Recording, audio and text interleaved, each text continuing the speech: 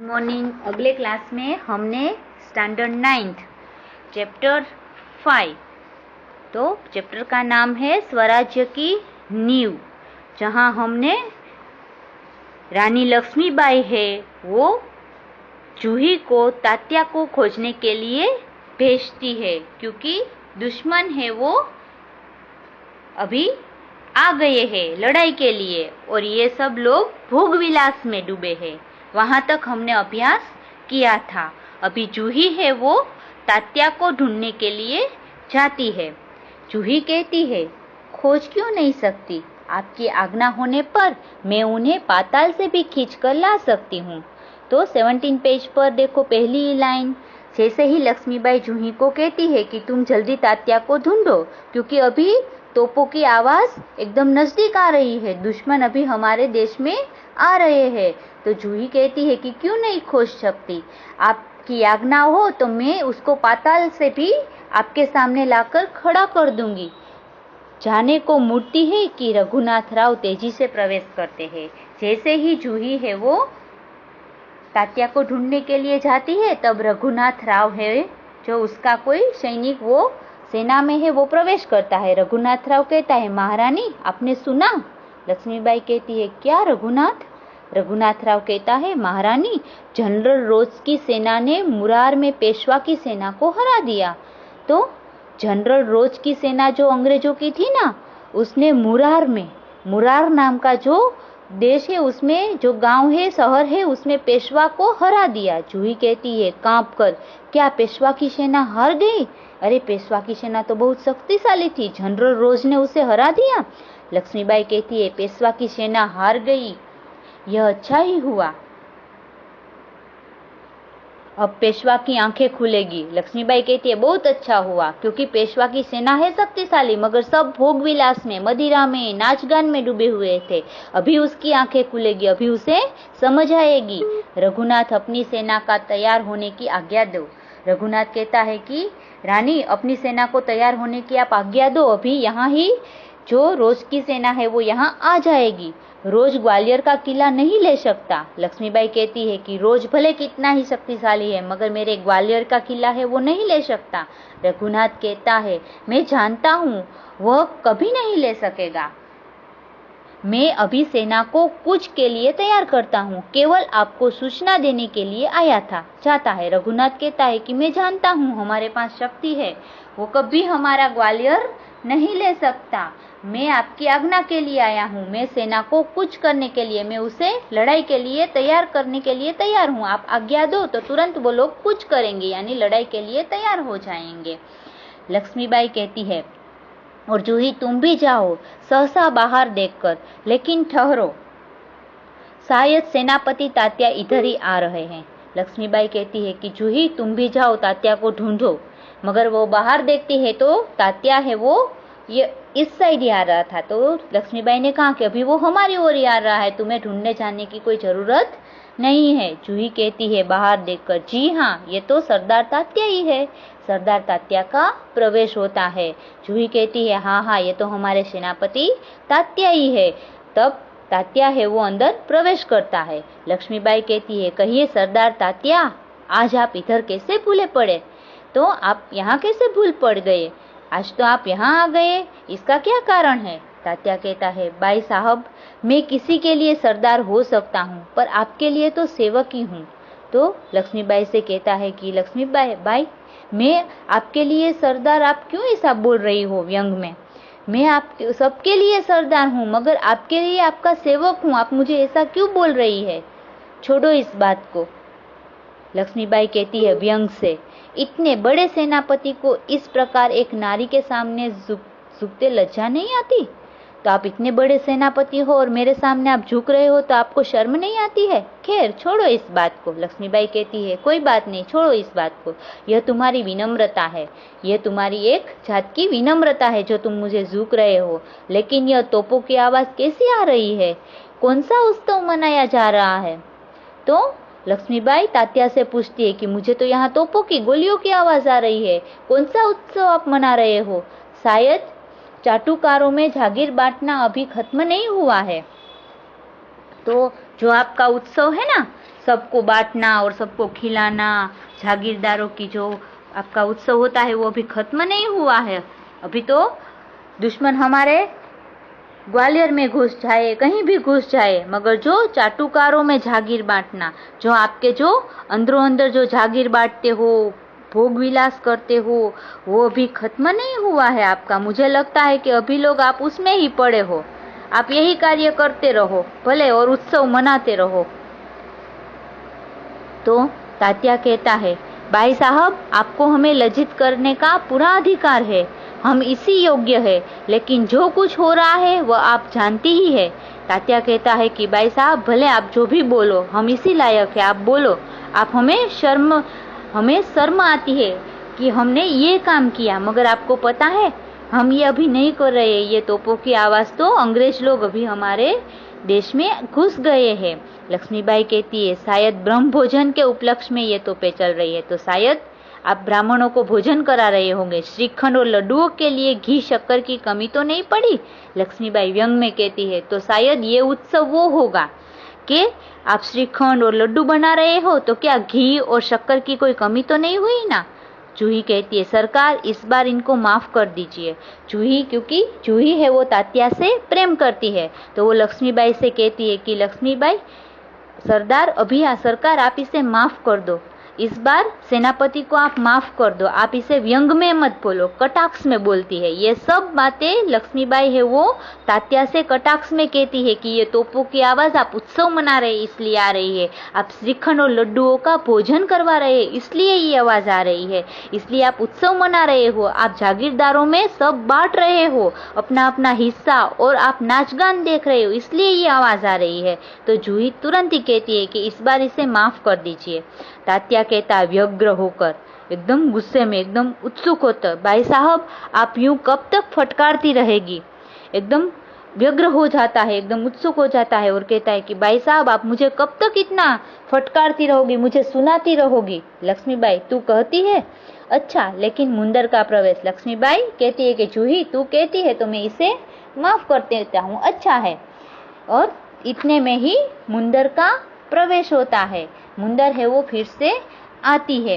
मुंदर कहती है, सरकार सेना तैयार है। लक्ष्मीबाई कहती है, तो मैं भी तैयार हूँ। तात्या, तुमसे मुझे बहुत आशाएं थी, तुम्हारे रहते यह सब क्या हो गया। तो लक्ष्मीबाई कहती है, मैं भी लड़ाई के लिए तैयार हूँ, सब लोग लड़ाई के लिए तैयार है। मगर जाते जाते लक्ष्मीबाई कहती है कि तात्या, मुझे तुमसे तो बहुत उम्मीद थी कि पेशवा को कोई हरा नहीं सकता, मगर ये क्या हो गया, अब मैं ये क्या देख रही हूँ। तात्या कहता है, इसलिए तो आया हूँ भाई साहब, आप जो कहेगी वही करूँगा, जो योजना बनाए उसी पर चलूँगा। तो तात्या कहता है कि मुझसे ये गलती हो गई, आप जो लक्ष्मीबाई रानी आप जो कहोगे वो मैं करूँगा, और आप जो योजना बनाएंगे मैं उसी पर चलूँगा। लक्ष्मीबाई, तो जाओ तलवार संभाल लो, नुपुरों की झंकार के स्थान पर तोपों का गर्जन होने दो। तो लक्ष्मीबाई कहती है, तो मेरी ये योजना है कि आप तलवार संभाल लो, नुपुर यानी जो पग में पहनने वाले झांझर होते हैं, तो नुपुरों का नाद अब एक साइड रख के तोपों का नादों का आवाज सुनो। भूल जाओ राग रंग, तो भोग विलास को अब तुम भूल जाओ, ये मेरी योजना है, ये आपको मेरी आज्ञा है। याद रखो हमें स्वराज्य लेना है, हमें रणभूमि में मौत से जूझना है।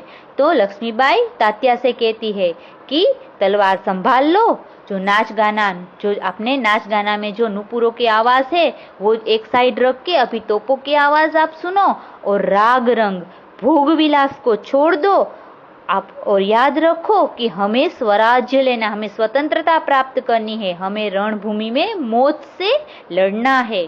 तात्या कहता है, महारानी आपकी जय हो, मैं युद्ध के लिए तैयार होकर आया हूँ।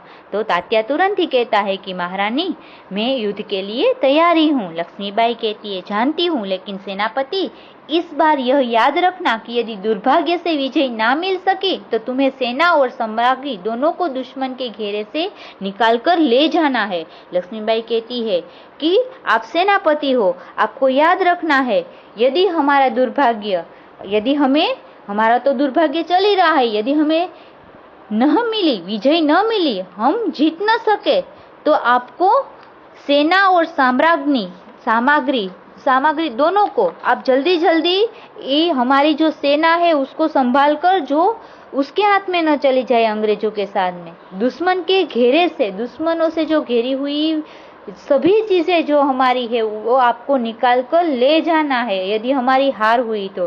तात्या ऐसा ही होगा। तात्या कहता है, हाँ रानी आप चिंता मत करो, मैं ऐसा ही करूँगा। लक्ष्मीबाई, तात्या मेरा मन कहता है कि यह मेरे जीवन का अंतिम युद्ध है।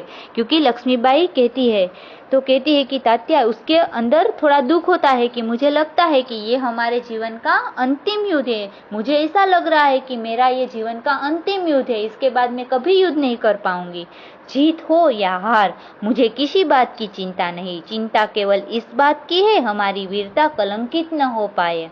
तो लक्ष्मीबाई कहती है, कोई बात नहीं, मुझे भले ही ऐसा लग रहा हो, चाहे मैं जीतूं या हारूं, मगर मुझे चिंता तो इस बात की है कि हमारी वीरता है उसे कलंक ना लगे। तात्या कहता है, बाई साहब वीरता आपको पाकर धन्य है। तो तात्या तुरंत ही, क्योंकि रानी लक्ष्मीबाई है बहुत वीर थी, उसने कहा कि वीरता धन्य है, आप धन्य नहीं हो वीरता को पाकर, वीरता है वो धन्य हो गई आपको पाकर। आपके रहते कलंक हमारी छाया को भी नहीं छू सकेगा। आप जब तक जिंदा हो ना तब तक कोई हमारे पर कलंक नहीं लगाएगा। आज्ञा दीजिए, प्रणाम, आप हम मुझे आज्ञा दो।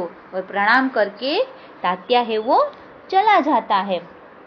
तो यहाँ अभी जो हम कहते हैं ना 1857 में 1857 में जो विप्लव हुआ था ना, जो आपके सोशल में पढ़ने को आता है, वो विप्लव की बात इस पाठ में कही गई है। अभी रानी लक्ष्मीबाई है वो युद्ध के लिए तैयार हो गई है। तो रानी लक्ष्मीबाई, क्योंकि रानी लक्ष्मीबाई को क्या चिंता थी, उसकी सेना तो बहुत बलवान थी, मगर उसके सेना के जो सेनापति थे, उसके सैनिक थे, वो सब क्या करते थे, पूरा दिन भोग विलास में डूबे रहते थे। क्या नाच गाना देखते थे, पायलों की झंकार देखते थे, मगर ये सब स्त्रियां, जूही है, मुंदर है, लक्ष्मीबाई है, वो स्त्रियों को अपने देश की, अपने ग्वालियर की, अपनी झांसी की, सबकी चिंता थी। क्योंकि उसके पास शक्ति होते हुए भी वो दुर्बल थी, क्योंकि सब भोग विलास में, राग रंग में डूब गए थे। राग रंग यानी भोग विलास में। अभी सब लोग युद्ध के लिए तैयार थे। लक्ष्मीबाई ने कहा, प्रणाम तात्या, मैं सीधी युद्ध भूमि में जा रही हूँ, देर न लगाना। तात्या चला जाता है। लक्ष्मीबाई तो तैयार थी, देखो एक रानी होके युद्ध के लिए तैयार थी, मगर उसके सेनापति अभी तैयार होने जा रहे थे। अभी उसके सेनापति को पछतावा होता है, अभी सभी सैनिकों को पछतावा होता है कि भोग विलास के कारण हमारे देश में अंग्रेजों ने राज कर लिया। हमारी गलतियों के कारण, हमारी जो कमी थी उसके कारण अंग्रेज आज हमारे देश में घुस गए हैं और आज हमें युद्ध करना पड़ता है। रानी लक्ष्मीबाई तुरंत तात्या से कहती है कि अभी तुम विलंब मत करना, अभी देर मत करना, क्योंकि मैं युद्ध भूमि में जा रही हूँ। मुंदर कहती है, सरकार आज मैं बराबर आपके साथ रहूंगी। मुंदर भी कहती है कि रानी से कि मैं आज आपके साथ रहूंगी। जूही कहती है, और मैं तोपखाना संभालूंगी। देखो स्त्रियां भी, हम कहते हैं ना हमारी स्वतंत्रता इससे नहीं मिली, स्त्रियों का बहुत बड़ा हाथ था, पुरुषों से भी ज्यादा स्त्रियों ने अपनी जान दे दी। जूही ने कहा कि मैं तोपखाना साला संभाल लूंगी, आप चिंता मत करो। लक्ष्मीबाई कहती है, और हम सब मिलकर या तो स्वराज्य प्राप्त करके रहेंगे या स्वराज्य की नींव का पत्थर बनेंगे। जो पाठ का नाम है स्वराज्य की नींव। तो लक्ष्मीबाई तुरंत कहती है, आज हम सब मिलकर या तो हम स्वतंत्रता प्राप्त करेंगे या स्वतंत्रता की नींव का पत्थर बनेंगे। हर हर महादेव। तो रानी लक्ष्मीबाई भगवान का नाम लेके तीनों हर हर महादेव का उद्घोष करती है। तो लक्ष्मीबाई, जूही और मुंदर तीनों हर हर महादेव का घोषनाद करती है। पृष्ठभूमि में यही उद्घोष उभर कर आता है। रणभूमि, पृष्ठभूमि यानी रणभूमि में भी यही आवाज उभर कर आती है। जो मंच पर प्रकाश से धुंधलाते न धुंधलाते सब कहीं छा जाता है, फिर धीरे धीरे शांति छाने लगती है, प्रकाश उभरने लगता है और पृष्ठभूमि में गीता पाठ का स्वर उठता है। उतने में जो ये नाटक चल रहा है ना, तो मंच पर प्रकाश है वो धुंधला हो जाता है। जैसे ही हर हर महादेव की आवाज आती है तो अंधेरा जैसा छाने लगता है, फिर धीरे धीरे एकदम शांति छा जाती है और गीताओं का पाठ, जो लक्ष्मीबाई है वो हर रोज गीता का पाठ का अध्ययन करती थी, तो लक्ष्मीबाई गीता के पाठ का स्वर जो भूमि है उस पर सुनाई देता है और प्रकाश है वो उभरने लगता है, प्रकाश फिर से दिखाई देता है और गीता के पाठ का आवाज है वो सुनाई देता है और यहाँ ये पाठ समाप्त होता है। फिर आगे का जो लड़ाई की वो सब इस पाठ में हमें दिया नहीं है, मगर हमें पता है कि आगे रानी लक्ष्मीबाई ने वीरता से अंग्रेजों का सामना किया और लड़ाई करते करते वो शहीद हो गई। वो स्वतंत्रता तो प्राप्त न कर सकी, मगर वो स्वराज्य की नींव का पत्थर बनी और 1857 का विप्लव है वो हमारी स्वतंत्रता का सबसे पहला जो है वो स्टेप माना जाता है।